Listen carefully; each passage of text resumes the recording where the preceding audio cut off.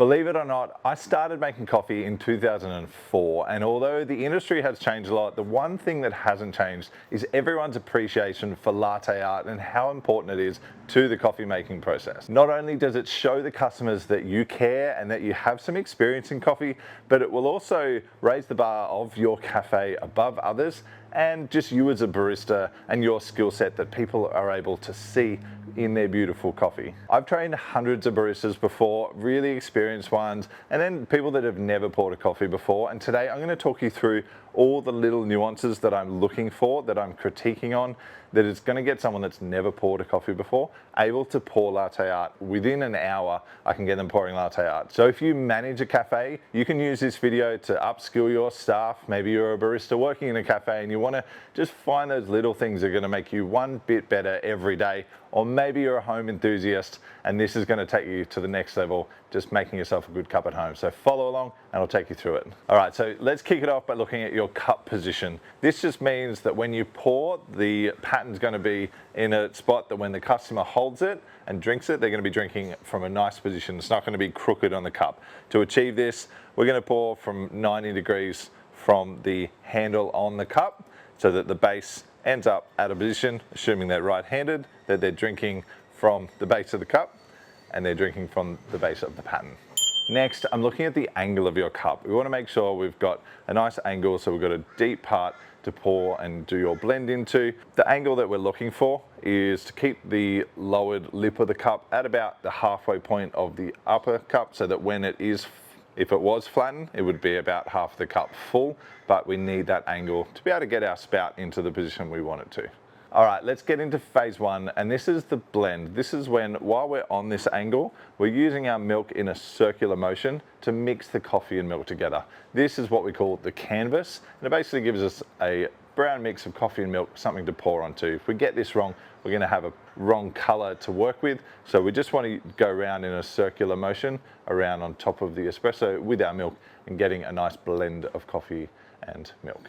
Now the speed of your blend is important. If you blend too slowly, you can get the crema to rise and it will be quite thick and it will also affect the taste.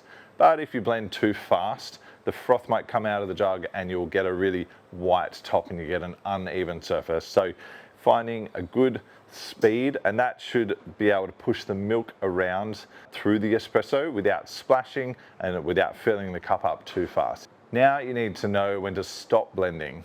Now we've kept our cup on the angle the whole time, which basically means as soon as we get our milk up to the lower rim of the cup, that's really where we're stopping, which would be at about 3/4 full. But because we want to maintain that angle, let's just fill up the cup until the milk and coffee blend and canvas reaches the edge of the lowered part of the cup. If you stop earlier and you have less in your cup and then you go for your pattern, you will give yourself more space for more bigger pattern, but you might end up with a big white pattern. Or if you're filling your cup up even further, you might not give yourself enough space to get a good pattern in there. You won't have a lot of room. So with that correct angle and finishing when it gets to the top there, it should give you the right amount of room to fit your pattern into the cup. Stop before you drop. Now, watching plenty of baristas and really experienced baristas, you'll see them pouring and then they'll go straight into the pattern. Now, what's actually happening that you don't realize is there is a bit of a pushing motion. So I do now train baristas to put a little gap between their pour, but between their blend and their drop when they want their pattern to happen. Because what happens is any froth that has been collecting in the jug or sinking to the bottom, we need to get that out. If you don't stop between your blend and your pour, you might not push out enough froth and you might not see a pattern coming out.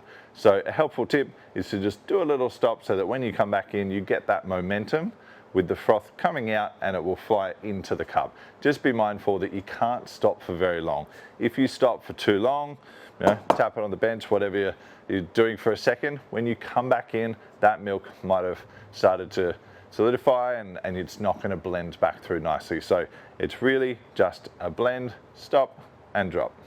When you begin to do your pattern, the speed you come back in is really important. If you come in too slow, the froth might not come out and you might just start filling your cup up with milk again and you won't see a pattern. If you come in too fast, you will potentially fill up that cup really quickly and you won't get a controlled pour or pattern. Now, the right speed is a speed that allows you to control it, but we get movement through the cup. We want to see the whole top of the cup flowing and no stagnant milk floating or it's stuck to the side of the cup. We want to make sure there's enough motion in the cup that the whole cup is flowing and there's a lot of movement throughout the whole cup there. Your spout position is really important. And by spout position, I mean getting that spout in the center of the cup. If you are to the side and you come back in for your pattern and you're not centered, you will send your pattern around the cup. We want to focus on putting that spout to the center of the cup. There is different patterns that might dictate you putting the spout at different places. It definitely won't be to the side. It might be more so to the back or to the front or dropping and pushing. Good place to start and definitely want to develop the most is just dropping to the middle. But be mindful that one of our next steps is to straighten up. If I straighten up and I end up with my spout back here, I'm going to rule my latte art. So always keeping that spout to the center of the cup, no matter what angle it's on, requires both hands to move at the same time. So keeping an eye on your spout proximity is really important for that latte art positioning. Flattening your cup. This is something that many baristas will do too early. They'll come back in for the pattern, they might do a blend, but they'll go flat. And what actually happens is the milk circulates around the cup. We actually want the momentum of the milk and the cup to send the milk to the other side of the cup. That will help it split because all of the magic is happening on the far side of the cup. So we want to be over that side and we want the momentum to flow together. So as you're adding your pattern and you're keeping your spout in the center, we're making sure that we're filling up our cup as we're flattening off our cup as we're filling it up. So don't drop and then finish your pattern flat. We're going to finish it as we're slowly going down to flat. While your pattern is coming out, keep an eye on the speed of your wobble. The wobble is actually part of the technique to get the froth out. If you don't wobble, you might find that the froth doesn't come out as easily. The movement of that jug actually helps that froth to exit the jug. Practicing that technique is helpful. If you go really slow, you'll just get wider patterns with less kind of shape to them. If you go really fast, you'll get more defined lines, but it can look messy. So the sweet spot is somewhere where the jug freely wobbles in your hand. You're not shaking it, because shaking it can also be another way to get a messy pattern. So we want it to be a smooth wobble. I would practice that one as well, but it should feel natural.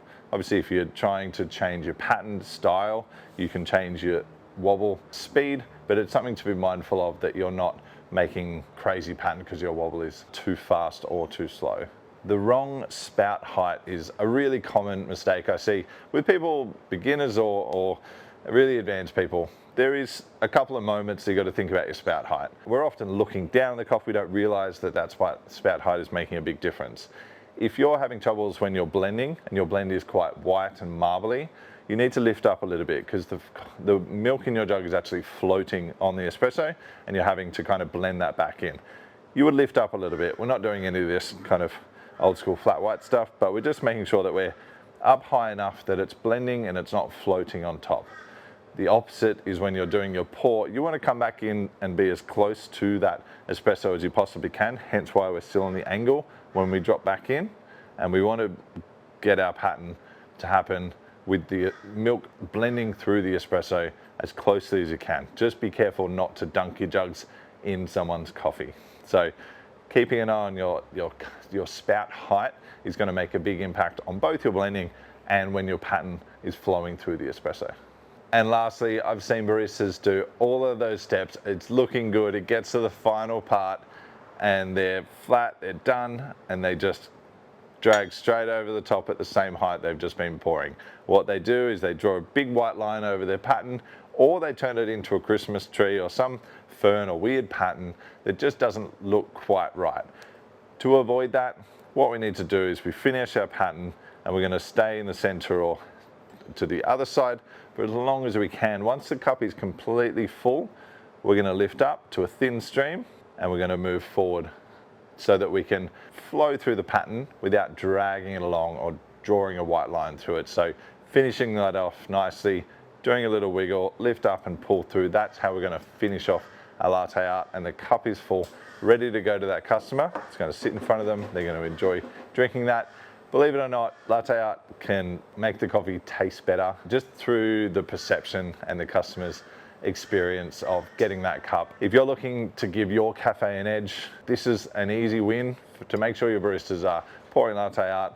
I definitely encourage them to improve themselves. Maybe you as a manager can use these techniques to help your baristas as well. If this is something that you want our team to come to train your baristas, we work with cafes and we train them this technique, and we make sure that they're pouring latte art on all of their coffees, going out to all their customers. So reach out to our team through artisti.com.au. Make sure you've got some good Artisti beans from artisti.com.au so you can pour beautiful latte art as well. We have so many videos on making sure you got the right milk, silky smooth milk for beautiful latte art as well. So go back through our full catalogue of barista videos for latte art and check out the full channel for all things coffee. And I will see you next time. Thank you. Bye.